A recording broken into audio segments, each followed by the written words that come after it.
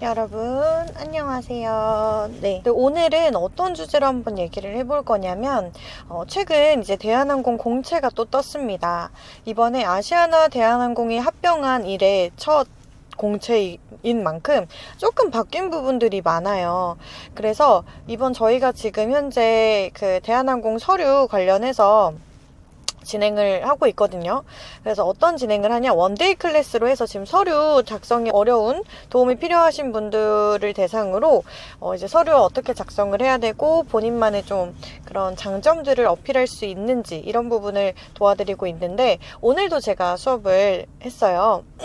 근데 어떤 부분이 가장 좀 어려워하는 것 같냐, 우선 첫 번째로는 이제 첫 공채다 보니, 합병일에 첫 공채다 보니 이 인재사항이 바뀌었잖아요. 근데 크게 바뀌진 않았어요. 이게 말만 좀 바뀐 느낌이고, 어떤 부분을 조금 강조하는 것 같냐면, 우선 이번에 합병 이후로 좀 이 협업에 관련해서 팀플레이어를 조금 더 강조를 하는 것 같더라고요. 뭔가 콜라보레이티브라든지 그래서 좀 그런 협력적인 부분을 좀 더 강조를 한다. 그 다음에 그 전에, 그러니까 합병 전의 인재상은 좀 자기 중심적, 그러니까 한마디로 본인 개개인의 역량을 보는 인재상이었다고 하면, 이제는 혼자서가 아닌 이제 좀 같이 일을 하는 동료들과 또는 이런 승객들과 같이 일하는 항공사들과의 그런 협력을 조금 더 바라는 것 같더라고요.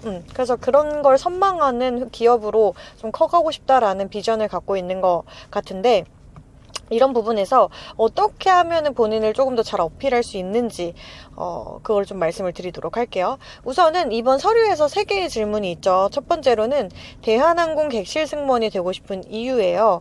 근데 거기서 중요한 점은 왜 다른 항공사가 아닌 대한항공인지, 추가적으로는 내가 어떤 부분이 이 대한항공이라는 회사에 맞는지를 같이 잘 융합시켜서 말씀을 해주시면 되는데, 인재상도 조금 더 다양해지고 범위가 넓어졌어요. 그 모든 거를 다 얘기를 하면 좋겠지만 600자 이내라는 범위가 있기 때문에 그 안에서 본인이 진짜로 가장 어필하고 싶고 내가 갖고 있는 경험이 가장 잘 어필될 수 있는 인재상을 하나를 골라주시면 돼요.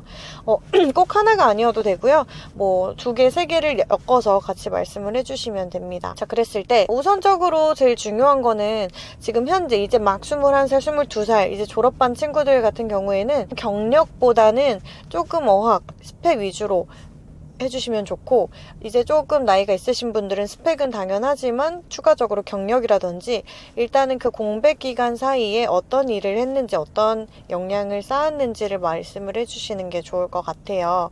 자, 그래서 이 대한항공이라는 회사는 굉장히 서비스 안전 부분에서 뛰어난 회사이기도 하고, 그 다음에 이번에 합병을 한 만큼 메이저 항공사 2개가 합병을 한 건 굉장히 큰 일이거든요.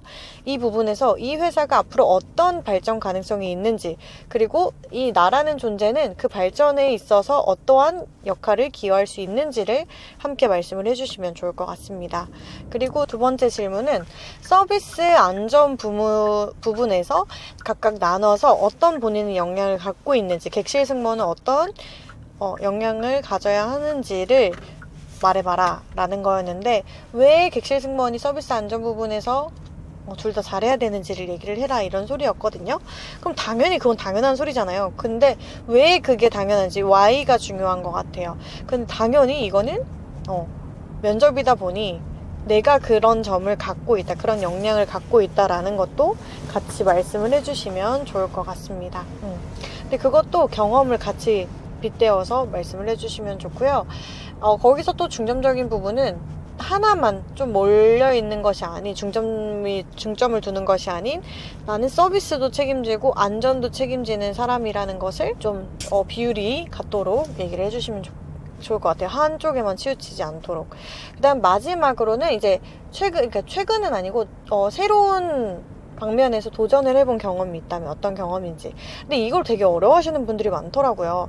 근데 내가 태어나서 한 번도 해보지 못했던 걸 하는 것은 전부 다 도전에 해당이 되긴 해요. 근데 이게 너무 사소한 거는 좀 그렇긴 하지만, 예를 들어서 내가 만약에 카페 아르바이트생이에요. 그러면 저는 이제 서비스 경험을 쌓기 위해 카페 아르바이트를 하면서 다양한 연령대와 그리고 남녀노소를 가리지 않고 응대를 했었습니다. 근데 이때 저는 그냥 서비스만 하는 것이 아닌 이 카페가 조금 더 발전하기 위해서 어떤 부분에서 서비스를 하면 또는 어떤 부분에서 뭐 메뉴 개발을 하면 손님들이 좋아하실지에 대해서 항상 생각을 했습니다. 그때 하면서 이 손님들의 특징을 몇 개를 얘기를 해주는 거예요. 저희 카페에 주로 오시는 손님들의 나이대가 40대 이상이셨기 때문에 저희는 너무 단 디저트보다는 조금 그 나이대 분들이 좋아하실 만한 이러한 메뉴를 개발하고 사장님께 추천을 드렸습니다. 그래서 이런 느낌으로 내가 한 번도 해보지 않았던 거, 그러니까 나의 이런 발전 가능성을 조금 보여주는 거죠. 이런 부분들을 같이 어필을 해주면서 나는 서비스 부분도 책임을 지고 손님을 관찰하는 관찰 능력도 좋고 이런 마케팅 쪽으로 뛰어나서 이 회사가 발전하는 데 있어서 기여를 충분히 할 수 있다라는 것도 하나의 이런 예시로. 근데 솔직히 말하면 이 예시 자체는 굉장히 내 일상생활에서도 일어날 수 있는 일인 거잖아요. 내가 카페 아르바이트를 하는데 어떤 음식을 조금 더 추천을 드렸더니 그게 더 잘 나갔다. 그래서 결론적으로는 그 메뉴가 좀 주 음식으로 주 메뉴로 팔렸다. 막 이런 내용도 같이 뭐 넣어주시면서, 그러니까 한마디로 내가 이제 사회 구성원이 되면서 이 회사 일원으로서 성장하는 데 도움이 될 수 있다라는 인재를 계속해서 심어주시면 좋을 것 같아요. 어떤 회사든 우리 회사에 득이 되는 지원자를 뽑고 싶어 하니까요. 그래서 그런 부분들을 나의 경험과 잘 엮어서 말씀만 해주신다면 전혀 문제가 없을 거라고 생각이 듭니다. 네, 그러면 오늘은 여기까지 대한항공 관련해서 말씀을 드려봤고요. 네, 오늘의 영상이 도움이 되셨다면 구독과 좋아요, 알림 설정 해주시고 다음 영상에서 만나요. 안녕.